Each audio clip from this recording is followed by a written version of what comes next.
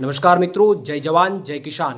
તાજેતરમાં રાજુભાઈ કરપડાના રાજીનામાના સમાચાર સાંભળીને હું વ્યક્તિગત રીતે ખૂબ દુઃખી છું, કારણ કે હળદર મુકામે મેં અને રાજુભાઈ બંનેએ ગુજરાતના ખેડૂતો માટે એક મજબૂત લડાઈ લડી, ગુજરાતના ખેડૂતો માટે એક મજબૂત અવાજ ઉઠાવવાનો અમે બંનેએ પ્રયત્ન કર્યો અને ત્યારબાદ આ ગુજરાતના ખેડૂતોની લડાઈને તોડી નાખવા માટે, ગુજરાતના ખેડૂતોની આ ક્રાંતિને પૂરી કરી દેવા માટે ગુજરાતની આ ભાજપ સરકારે મને અને રાજુભાઈને અને બીજા અન્ય નિર્દોષ ખેડૂતોને ષડયંત્ર કરી અને 108 દિવસ સુધી અમને જેલમાં ગોંધી રાખ્યા, ખોટી રીતે અમને જેલમાં નાખ્યા।